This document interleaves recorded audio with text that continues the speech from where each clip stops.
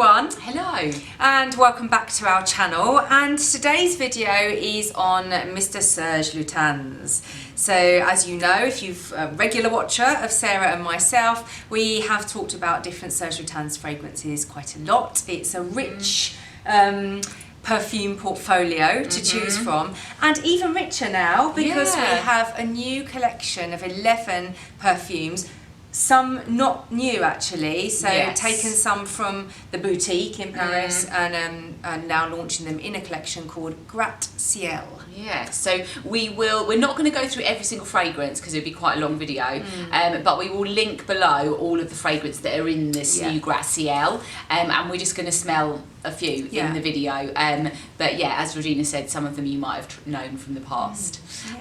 What does Gratte Ciel mean? Gratte Ciel is skyscraper in French. Interesting. Nice. And we've got the bottle here to show you. So they all come in the same bottle. It's a new bottle for Serge, and it's inspired by the skyscrapers of the early 1900s in New York. So things like the Empire State, the Chrysler. It definitely looks like the Chrysler to me. Yeah, I mean, it's really architectural, isn't it? I quite like it. I don't know whether you can see clearly from the video, but there is a kind of ridged cap in the hard plastic, which actually looks a bit like an aerial or an antenna that you would get on top of a skyscraper building, which I actually quite like. And it's that nice black glass that they also have in the section door collection as well, which I like. Nice. So yeah, gorgeous. It's quite Art Deco. Bottles. Very much so, yeah. This particular one is a new fragrance called L'Innommable, and actually we want to save that till last. Yes. So let's talk first about some of the other ones, which we've got discovered, 4 actually. others that we have put on blotters to tell you about. So the first of those is Louvre. Now Louvre is something that I used to know very well because it launched back in 2007, and then I didn't know it. I didn't. It sort of fell off my consciousness here then, and so since then it had only been in the cloche bottles in Palais Royal and in New York, I think. I really like the almond in here. It's a really almond fragrance. So it's literally like marzipan or a cherry bakewell. Yeah, it's delicious. Yeah, it's so delicious. Although it's not classed in Mr. Lutens' mind as a gourmand. He doesn't really do gourmand. No. His fragrance family classification for this is get this, mohair. Now, which I quite like, because the idea of, if you think about what mohair is, it's like that lovely soft wool, like quite fluffy, comforting. Lots of fibres, and like wrap yourself up in a blanket, and that kind of comforting and enveloping texture comes through. You do get that from this. Yeah, so it's got Louvre is wolf. So the idea behind the fragrance is like it's a she wolf. But it's so not so comforting. No, but it's definitely a feminine figure. So Serge often attributes a fragrance to either be masculine or feminine quite specifically, even though they're all unisex, but he imagines them as a woman or a man, and he definitely talks a lot about this wolf being a woman and being a mother. Maternal, And when he describes his fragrance, one of the words that they use at Serge Lutens is maternal. It's that, I read a quote that says it's like the she-wolf standing on top of her snow castle, which actually I think is quite lovely and romantic and mysterious. It's quite white, isn't it, as well? It's got musk as well, which gives that enveloping. And hawthorn, which we don't talk that much about in perfume, but it is in some perfumes. I reminded myself the other day, it's actually one of the notes, not a published note, but it's in Flower by Kenzo, which again is quite powdery and enveloping and sweet. Really nice. Okay, good. The next one is, actually you've got them here, we go. De Profundis, which is, now the translation of this is out of the depths of sorrow and despair. It's a Latin word. And De Profundis is kind of like an ode or a satirical nod, shall we say, to death and the associated grief and pomp and ceremony that goes with it. So again, very dark from Serge. And I have to tell you, I was training some people with this, and we did some blind smelling. And before they knew anything about it, they started coming with words and basically describing a graveyard. Really? As in kind of moss, wet, vegetal, cold, like the cold stones. It just has that, like the wreaths of flowers in a graveyard. It does smell very... So the flower is chrysanthemum, which actually chrysanthemum is often used. It's quite a good flower that florists use in wreaths and bouquets and I suppose on funeral cortages as well. But I think that for me that sort of very definite petally smell of the chrysanthemum comes through more than the moss, personally. There is incense in here though, which gives the dryness. And the churchy connotation as well. Serge is often in his fragrance. I mean, I love this brand because it has so much story and character. But often he is talking about death and life versus death and what is death, and this is one of those kind of things, like saying his death, even though this is about death, it's still alive. Because he says it doesn't smell dark and still. No. It still smells living. Well, because death is part of life, and he says as long as I'm alive, so is my death. So it's kind of deep, but I actually really like this. It's a different floral accord than, again, they classify it as a mohair family, which is that kind of enveloping, but actually to me I feel like it is a floral. Just that's what I'm getting. Next. So our next one is one that we've had some requests for, actually.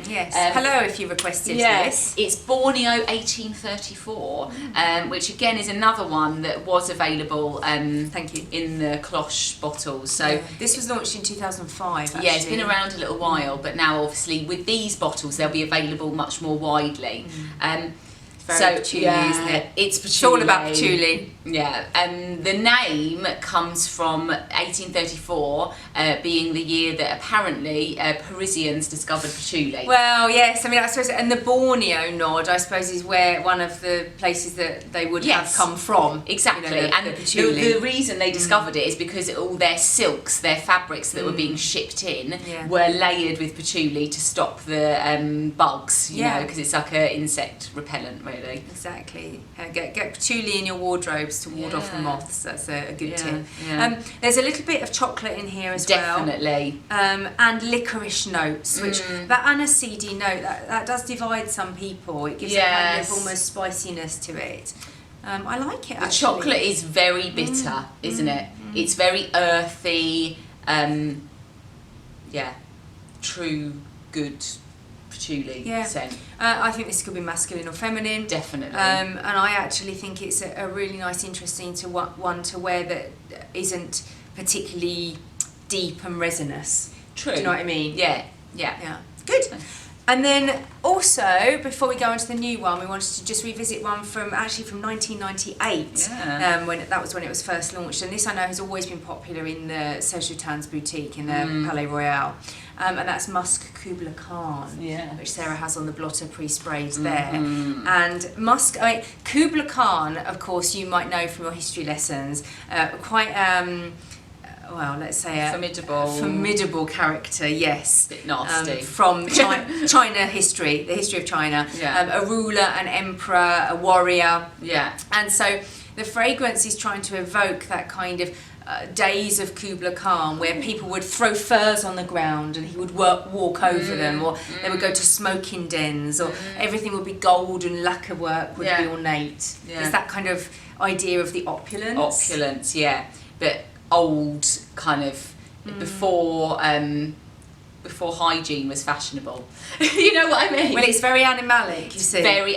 Although when I first dipped these, it smelled very animalic, and it's softened. And now it's actually got a kind of, there is a clean musk note comes through. A white musk coming through. So it's not. It's very strange. It's like a double personality. I was going to say, it really, well, I suppose like a emperor like Kubla Khan might have been himself. You know, 1 minute this sort of raging warrior, and the next minute, you know, a kind of ruler to demand respect. There's definitely a lot of white musk in the dry down. There's listed as vanilla, but it doesn't smell vanilla-y sweet to me.